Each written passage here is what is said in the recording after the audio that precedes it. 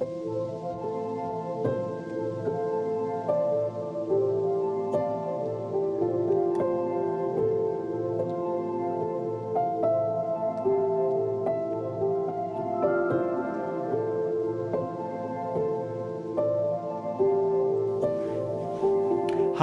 welcome back.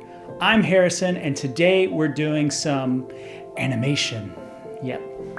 I like doing these kind of animations because recently I found out that Procreate lets you animate what you illustrate. So I got a little obsessed. Yeah, I think I'm the type of artist who prefers to deep dive into a lot of different things rather than master one thing. So you're seeing a little bit of that come out in this video. Really just me getting distracted by a new toy in being able to animate in Procreate. So let's go ahead and hop into the video. Okay, getting started here with my big daddy, my bass line, boom, bass line, the core line, getting that animated. That's always the first little bit. He's my firstborn, so therefore he gets animated first. Then I start moving on to the bottom right side, and I think I've established that I want my bottom right line to kind of grow first after the baseline, and then everything else is going to follow that. I think doing these lines again, I already have a reference already laid out with having this illustration already done, so animating it right now is on easy mode. It's pretty easy, but sometimes if I've messed up the order of the animation, it can essentially turn 1 hour's worth of animating into nothing, nada, and I gotta start over from scratch. So fortunately, I don't think that happened here, but it's always a little bit of risk in the back of my head, like get it right, get it tight right now, or else I'll have to do it all over. So as long as the order of things looks kosher and that it looks like it's not all just growing up at the exact same time, I think we're pretty safe here. But let's just sit back, relax, and watch the rest of the time-lapse video do its thing as I finish up animating the right side of these lines. Okay, so at this phase in the process, I have animated 1/2 of my little line art for this flower piece. So it's gonna be a little time consuming, I'm not gonna lie, but I think the most challenging part is figuring out the order of the animation. So which of my little babies are going to be animated first? So what I mean by that is I don't want all the lines to kind of crawl up the flower at the same time, at the same rate. I kind of want there to be a little bit of an order and the rest kind of just follow the leader. So the big question is which one's gonna go first, which I usually use my base line and my longest line to be the leaders, to kind of be the first ones that start crawling up, and then the smaller lines and the connecting lines just follow that. I think that, I think starting out with the first half is just dissecting it in chunks. But for the most part, it's pretty great to have this little bit just be a reference from the original illustration that I get to just trace the lines over. So without getting too much more into the process, let's go ahead and hop into the time-lapse video again. Okay, now I've done the right, you guessed it, time to move on to the left. Fun fact about me, I am ambidextrous. I use my left hand for all things athletic, but spoilers here, if you couldn't tell by the video, I write and draw right-handed. So I don't know what that says about me. You tell me in the comments below what that means.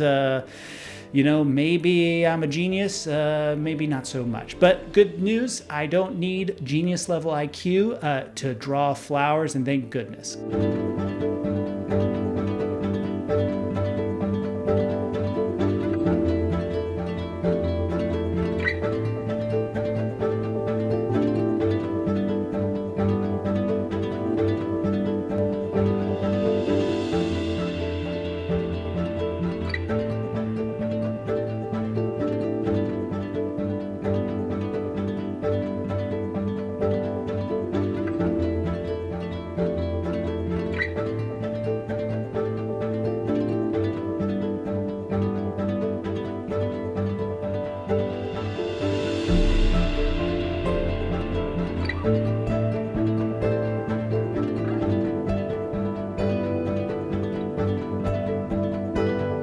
Okay, you guessed it. What goes up must come down. And these lines need to be animated downwards. Sure, I'm sure out there is somebody screaming at the top of their lungs, Harrison, there is an easier way to animate the downward animation of what you've already animated going up. But you know what? I've got a thick noggin. I'm a hard learner, and so I'm just doing it the hard way for now. And yeah, it didn't happen fast. So, you know, sometimes I have to pay the price for doing it the easy way, and the easy way isn't always easy. So, needless to say, I am really not taking any shortcuts here. I am drawing meticulously each line over and over and over and over again that needs to be established just to have an incremental movement in the animation. And that's for both the going up process and the coming down. So what you're seeing right here is me being tedious. You can't hear it, but I am listening to podcast after podcast. I am getting in the zone, shutting the brain off, and just animating these lines coming down. So let's go ahead and finish up this time-lapse video part of the process, and let's finish these lines. Here we go.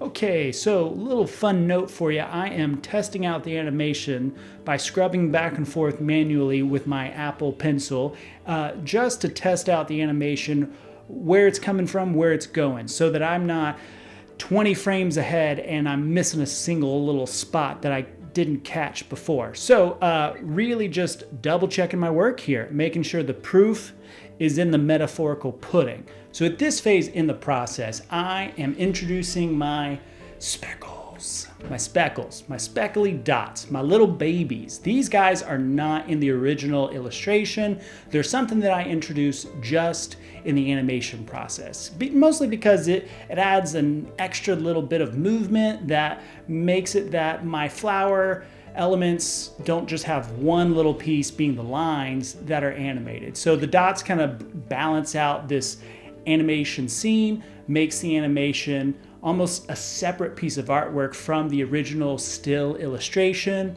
But unfortunately, because they're not in the original illustration, I don't really have a reference for where they should be at or how they should move. So I'm kind of building the bridge as I'm walking down it, which can be a little time consuming if I've spent the time to lay down my speckly dots, and either the balance of where they're at relative to the others, or the animation of them might not be very balanced. I'm trying my best to make sure that even in the speckly dots, it's as seamless as possible, where again, they're not just heavily in the front bit of the animation or the back bit.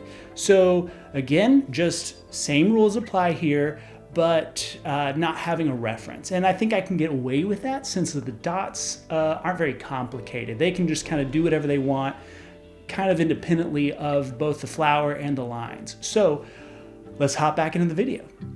Okay, so right now I am working on my little speckly dots, getting them started. I think I'm figuring out the placement of the first initial bits of the animation, and I don't think I ended up liking it. I had to redo it and move it around, which I think you're seeing me do right now, but just really trying to figure it out. I think after doing this for about 45 minutes, I realized, ooh, I need a lot more speckles. So what you're seeing here is me just scrubbing, testing, playing the animation, drawing in my little dots and doing them in a circular manner. I thought the circle would look fun here. I don't mind how it turned out. I do wonder if a different direction would have made the speckles look better. But for this one, I just went in circles, and yeah, that's what that is. So if you couldn't tell by looking at the animation so far, I'm a little speckle crazy right now. I think I overcompensated and added a few too many.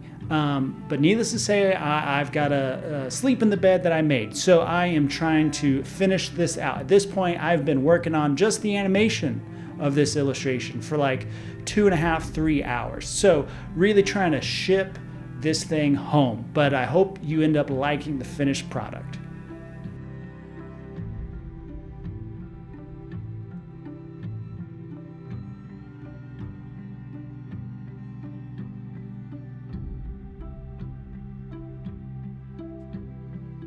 So, you've just spent who knows how long watching me animate this little illustration. I hope you enjoyed it as much as I did. I'd give it a 6 out of 10. I know I'm kind of giving you the secret sauce, but that's just how I feel. So, this was fun to do, but I think I spent a little too long on the speckles for them to look maybe less than ideal. For me, I can do better. That's what I'm saying here. I could do better. Just trust me. Just keep coming back for more videos. I promise it'll never happen again. So, thanks for watching the video. It was a fun one, and stick around for the next one. See ya.